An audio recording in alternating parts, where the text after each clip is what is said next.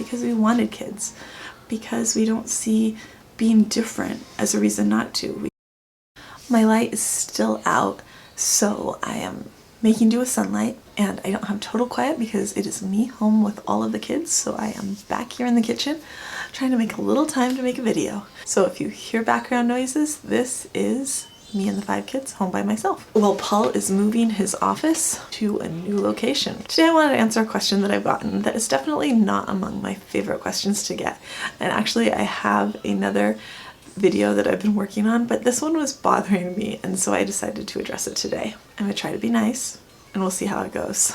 So there are 2 versions of this question, and one I am totally fine with answering. I have no problem when people ask me if we're gonna have more kids.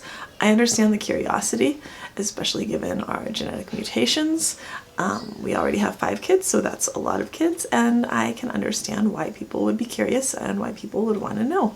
We share a lot of our lives here on YouTube, and I have no problem answering that question. So yeah, I will answer that question in this video. The other version of the question, though, there is another version of this question that I get much less often that I am less of a fan of, and that is, so why did you have so many children? And this is usually on a video about how we have 3 daughters who are autistic. And I feel like even if it's just why do you have so many children, the implication is why do you have so many children when 3 of your daughters are autistic? And or it'll be, so why did you keep having children? And it's like, what, after we had 1 kid? Because I mean, we didn't know Sadie was autistic until this year. Is the implication that people who are autistic shouldn't be born? Is that what you're saying? What exactly is that question? It just feels really ableist, and it feels like there's kind of a eugenics sort of thing going on there.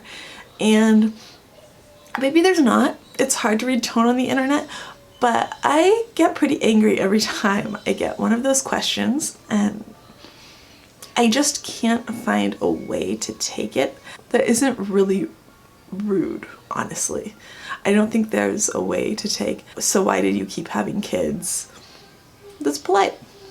And I know we put a lot out there on YouTube, again, so we open ourselves up to criticism. But basically, you're implying that my other kids shouldn't be here. And I'm really glad that they are. Even if I knew Tessie was going to be autistic, I still want Tessie to be here, and I still want her to be Tessie. I love who she is. I love her little autistic self. She is amazing. I love her stims. I love everything about her. I love all of my kids. I wouldn't change them. And I think that's the point maybe that people aren't getting. And so that's what I'm talking about today. On a purely practical level, I think that I could answer that question practically and be like, Sadie wasn't diagnosed till she was 11. Maggie was diagnosed just when she was 3. By then we already had 3 kids, and one of them was autistic, and the other 2 we were told weren't. Sadie was being tested. They told us Sadie was neurotypical. When we were at the doctor, people were like, yeah, it was like a 10% chance of having another child. We're Catholic. If you know much about church teachings, then you may have an understanding of what that means. We expected that we would have a large family from the time that we got married. We wanted a larger family. We talked about that before we got married. We thought we would have more kids. Really, we thought we would have more kids than we have. I did expect to stay home with our kids. I always wanted to write, and I figured I could do that. I would stay home and take care of our kids. I wanted to homeschool. It seemed like a good plan. Paul was going to law school. He was becoming a lawyer. It was all working out. He is a criminal defense attorney. It seemed like things were coming together. It wasn't easy, but our plans were more or less working out, even though we were still sort of in the struggle phase of, you know, being young and married and having kids. James came along, and he had some physical delays, but he had no speech delays, and he's very, very, very social. And so at that point, I thought that we had 1 child who was autistic and 3 who weren't. Sadie had been diagnosed with ADHD, and at that point, Paul had a diagnosis of ADHD. And that's where we were. We found out we were pregnant with Tessie, and we were thrilled. Sadie at that point had been tested twice. to see if she was autistic, and both times we were told she was not. When I was pregnant with Tessie, she went to school. Probably at that point I really started having more questions, and other people would make comments to me, just like assuming that she was autistic. At that point I would say no, that we'd had her tested and that she wasn't. Her sister is, but she's not. What else really could I say at that point? We'd had her tested twice. But the places we had her tested at, like, I mean, one of us even said, one place even said they actually didn't even do the test. They just said that they wouldn't do the test. They just brought her in and talked to me for like 30 minutes and said, well, we don't do the test unless there's more than a 50% delay. And she obviously doesn't have a 50% delay, so we won't do the test. When I was pregnant with Tessie, they sent James to the geneticist because he had such low tone. And I was already pregnant with Tessie at that point. They were sending him to the geneticist and doing all these tests. And when I'd get a list with all these different tests that they were running, and I'd realize the tests were for things like muscular dystrophy, which he doesn't have. At that point, I really started to think that genetically maybe something was going on. But by then I was already pregnant with our last child, and we'd had one child every 2 years. Our kids are 11, 9, 7, 5, and 3. So they're not super, super close together, but they're close together. I mean, we wanted them to be close enough to play together, to be friends, to always have someone to play with. It was really what we wanted when we got married. And they do. They play together, they have fun together, they are all really good together. Honestly, I'm thankful that they have each other. I wouldn't change it now. Then when Tessie started having all these other medical problems, when she stopped breathing over and over again, when we got back her sleep study when she was 6 months old, when they finally listened to me and did a sleep study, then I started to really freak out.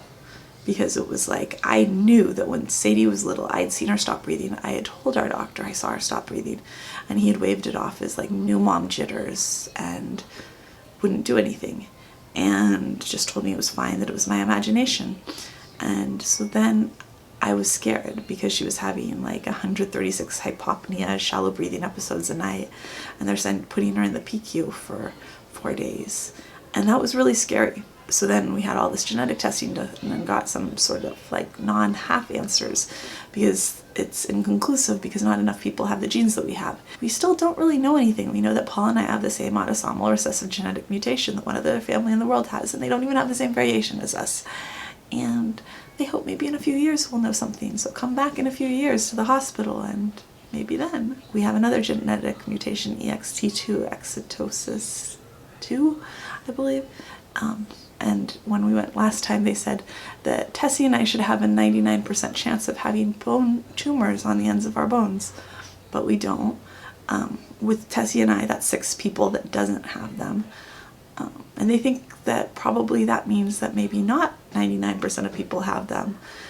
And it's a dominant gene, so the kids each have a 50% chance of having it. None of us have them because we would have a 99% chance of having them by the time puberty hit. And when they checked Tessie, they did x-rays of Tessie, and the tumors should be forming by the time she was there, by the time she was like not even 3 yet. She should already be having them. And she doesn't, which is awesome. Awesome. Anyways, so that question, why did you have more kids? Because we wanted kids. Because we don't see being different as a reason not to. We felt we could handle more kids as they came along. We felt that our family was a loving family to welcome them into. We're happy together. We love each other. They play together. We take care of each other. If you're someone who thinks that people who are different shouldn't be here, then maybe you should examine that. Maybe you should examine the eugenic mentality of that way of thinking, because that's not right. Not everyone needs to be neurotypical, not everyone needs to be the same. Neurodiverse large families can be a thing. I mean, not everyone has to have a large family, but sometimes they exist, and our kids have actually bugged me about having more kids. Especially Patrick, James, and Sadie have all bugged me and bugged me because they would like more babies in this family, more brothers and sisters, especially another brother.